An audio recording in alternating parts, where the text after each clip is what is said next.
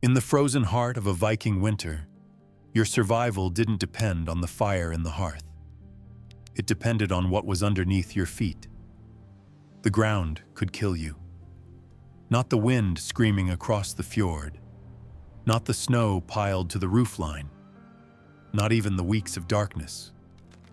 The earth itself. Frozen soil pulls heat from a human body faster than flame can replace it. Stand on it long enough, and cold creeps through boots, through wool, through skin, straight into bone. We imagine Vikings huddled around fires, burning logs through endless nights. But fire alone wouldn't save you when winter lasted 8 months and fuel was scarce. The real battle wasn't fought at the hearth. It was fought in the layers beneath it. Before a single wall went up, before the first flame was struck, Vikings built the ground itself. They dug down, not just up. They laid floors in sequences: gravel, sand, straw, stone, wood, each layer answering a specific threat. Moisture, frost, conduction, heat loss. The floor was a thermal barrier with no moving parts, built not to make warmth, but to trap it. This was engineering, and it kept them alive. Vikings didn't build on dirt, they built against it. The earth beneath a longhouse pulled heat from anything touching it. Boots, floors, bodies. Frozen ground is a perfect conductor. Let cold come up from below, and no fire overhead will fix it. So they dug, 30 to 50 centimeters down. Below the frost line, where soil stops freezing even in January. At that depth, the ground stays stable year-round, 7 to 10 degrees Celsius in most of Scandinavia. Not warm, but not frozen either. That gap mattered. This wasn't just a foundation trench, it was thermal control. Then they started layering. First, coarse gravel spread thick. Gravel drains. Water moves upward through soil the same way a paper towel soaks up liquid. Capillary action. Wet floors are cold floors. Water pulls heat from skin 25 times faster than air does. The gravel broke that path. It created space between earth and surface, stopping groundwater before it could rise and strip warmth. Next came sand. 10 to 15 centimeters, packed smooth. Sand leveled things, but it also slowed heat transfer. Dry sand doesn't conduct well. It added another barrier between frozen earth and feet. And because it drained, the system stayed dry even when snowmelt seeped down. Then the organic layer. Straw, reeds, rushes, dried grass. These weren't decoration. They trapped air, and still air insulates better than almost anything. The layer compressed when people walked on it, keeping feet off the cold sand and stone. It gave underweight. Hard surfaces yank heat straight from skin. Soft materials slow that loss. Excavations at Jorvik and Ribe show this sequence over and over. It wasn't regional taste. It was logic, repeated because it worked. In wealthier longhouses, wooden planks went on top, split logs or hewn boards laid across the straw with narrow gaps between them. Wood conducts heat 10 times slower than stone. The planks lifted feet 2 to 5 centimeters higher, creating another dead air pocket. But the gaps between boards mattered just as much. Moisture needed a way out. Organic materials rot when they stay wet. The gaps let vapor escape upward while blocking drafts from below. The floor could breathe. Each material did one thing. Gravel drained water. Sand blocked cold. Straw trapped air. Wood lifted bodies. Together they didn't generate heat. They just refused to give it up. The floor was a tool. Every layer had a function. The floor wasn't flat by accident. Vikings sloped it because they knew heat only moves one way. Up. Longhouses were often built into hillsides. Partly for easier digging, sure, but mostly for how heat behaves. The floor dropped from the living area down toward the byre where livestock spent winter indoors. Cattle at the low end, people higher up. Maybe 30 centimeters difference, sometimes twice that. This was physics, not just barn layout. A cow puts out somewhere between 1,000 and 1,500 watts of heat. All the time. One animal generates about as much warmth as a space heater on medium, except it never turns off. 5 cattle? That's 5 to 7,000 watts. Enough to heat a small modern house. And Vikings got it without burning anything extra. They just used gravity. Warm air goes up, cold air drops. Put the livestock lower than the living space, and you've made a convection current without machinery. Heat from the animals drifts naturally into the human zone. The stepped floor keeps the gradient going. Heat moves uphill on its own, same way smoke climbs toward the roof. The divider between byre and living area wasn't a solid wall. Usually a low barrier, woven branches, sometimes just a wooden rail. Kept the animals in, but let warmth through. The point wasn't total separation. It was managing the heat while controlling the smell. In the coldest places, Greenland, northern Iceland, sleeping platforms sat right next to the byre, sometimes a bit above it. Digs in these areas show raised benches at the edge where animal heat met human space. On the coldest nights, when fires burned low to save fuel, that spot was the warmest place in the whole building.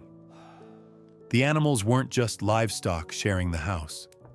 They were heat sources, and the floor was the channel that sent their warmth exactly where people needed it. Vikings didn't burn more fuel. They stored heat that was already there and kept it from bleeding out into the cold. Split-level design turned living creatures into infrastructure. It didn't cost anything but planning. Stone doesn't just contain fire, it remembers it. At the center of every longhouse sat the hearth. Not raised, not enclosed, just a long, shallow pit lined with stone. Granite, basalt, river rock, whatever the local ground offered. The stones weren't decoration. They were thermal batteries. Stone has high specific heat capacity. It takes enormous energy to warm it up, but once heated, it releases that energy slowly. A stone hearth absorbed heat during active burning, 1 to 3 hours of flame. Then, long after the fire died, the stones kept radiating warmth. 6 hours, 12 hours, sometimes longer, depending on size and what sat above them. This smoothed out the thermal curve. Fires couldn't burn all the time. Fuel was too precious. But stone bridged the gaps between burns, releasing stored heat through the cold hours when no one tended flame. Excavations at Borg, Lens aux Meadows, and Stung show stone-lined hearths everywhere. Some sites go further. Archaeologists have found fire-heated stones buried beneath the floor layers, under the sand, under the straw. These rocks weren't part of the hearth structure. They were placed there on purpose. The logic is clear. Heat a stone in the fire. Bury it under the floor. It radiates warmth upward for hours, conducted slowly through the insulating layers above it. The floor itself becomes warm, not hot, but no longer cold. This is batch heating, not continuous like a Roman hypocaust, which required constant fire and complex flues. Viking underfloor heating was simpler. Heat the stone, place it, let physics do the rest. The organic top layer, straw, rushes, reeds, served a second purpose here. Bare stone floors feel cold even when radiating heat, because stone pulls warmth from bare feet through direct conduction. The straw insulated against that loss.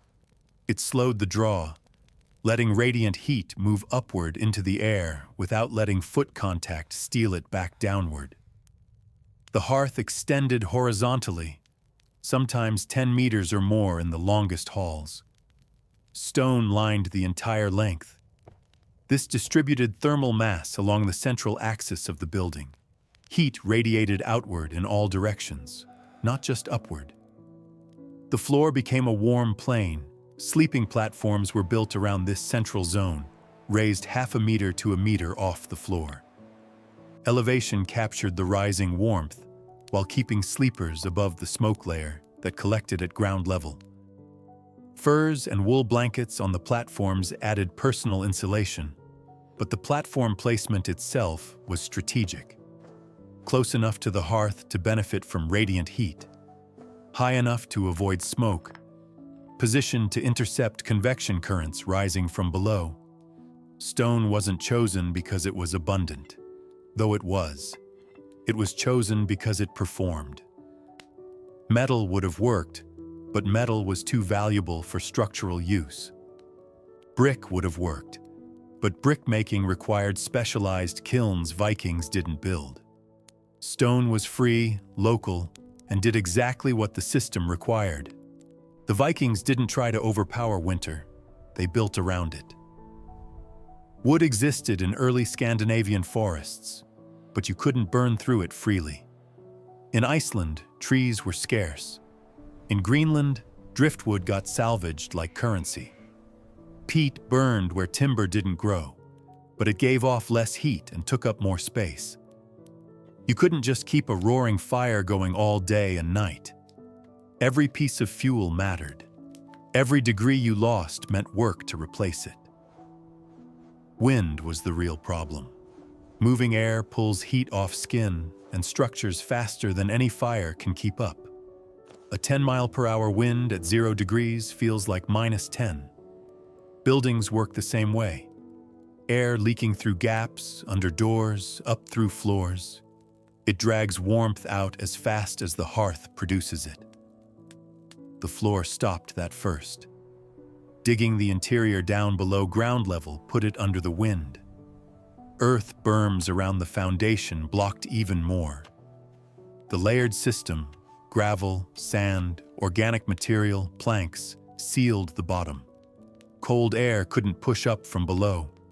Heat couldn't drain down into frozen ground.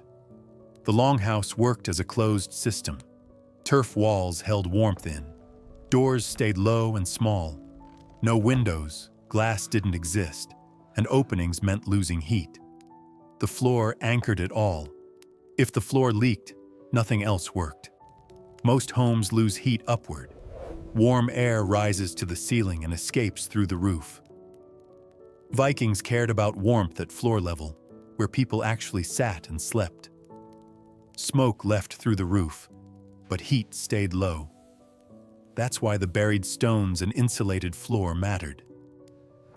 Keep the warmth where bodies are. Moisture killed insulation. Wet materials stop working.